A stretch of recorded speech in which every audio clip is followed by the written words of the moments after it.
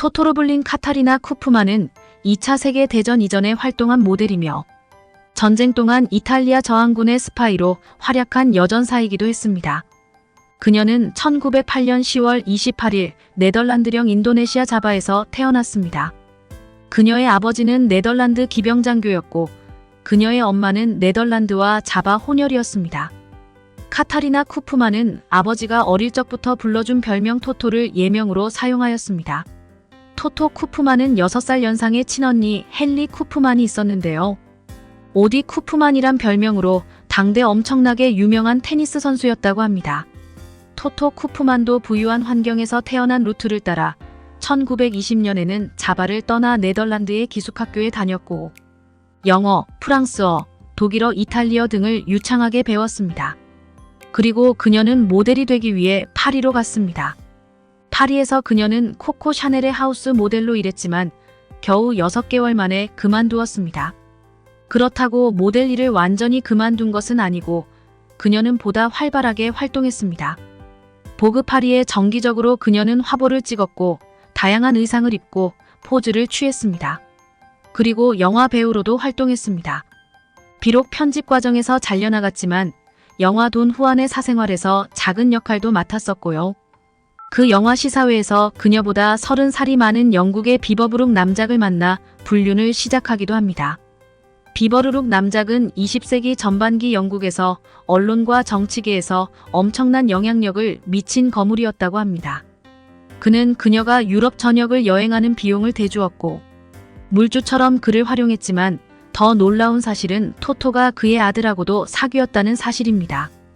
프렌즈 시트콤에서 모니카도 했던 일이고 프랑스 영부인까지 된 카를라 브루니도 실제 부자 사이를 희롱한 적이 있었죠.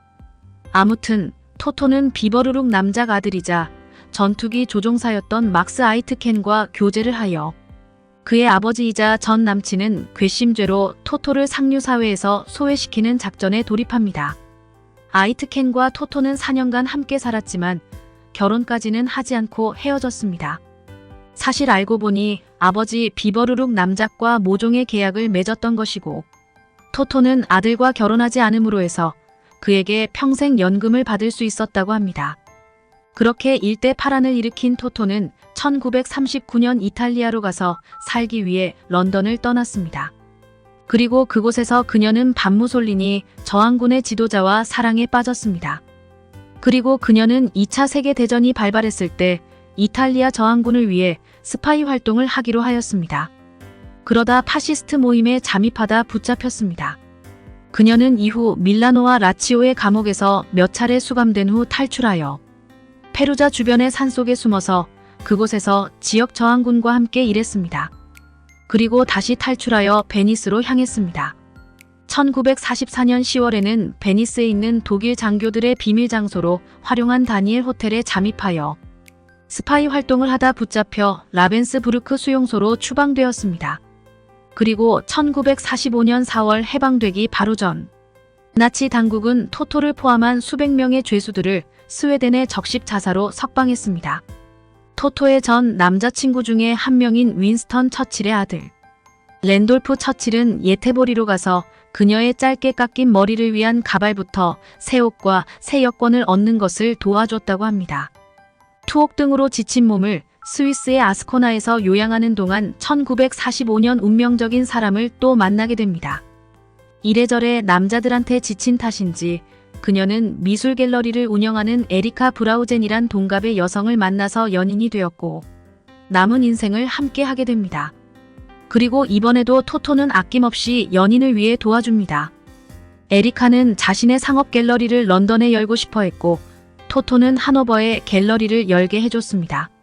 이런저런 인맥들을 활용해 그녀는 성공적인 갤러리 전시를 했고 하노버 갤러리는 당시 유럽에서 가장 영향력 있는 갤러리 중 하나가 되었습니다. 감각적인 갤러리 운영도 그렇지만 특이한 여성 2명에게 세상 사람들이 관심을 갖는 것은 당연했겠죠. 그리고 토토 쿠프만은 1950년대 런던 대학교에서 공부했고 여러 고고학 발굴에 참여하며 런던 고고학 연구소에 책을 기증하기도 했습니다. 참 바쁘고 열심히 산 여성은 분명해 보입니다. 그리고 1959년 토토와 에리카는 이탈리아 남부 팔레아 섬에 부동산을 구입해서 6개의 빌라를 짓고 매우 호화롭게 즐겼습니다. 이 두 여성은 1991년 8월 토토 쿠프만이 83세로 세상을 떠날 때까지 함께 살았습니다. 그녀가 떠나자 에리카는 8일 동안 시신이 안치된 방에 갇혀 있다가 매일 아침 토토 얼굴 주변에 놓아줄 신선한 장미꽃을 사기 위해 나타났습니다. 그리고 18개월 후 그녀를 따라 사망했습니다. 시청해주셔서 감사합니다. 구독과 좋아요는 큰 힘이 됩니다.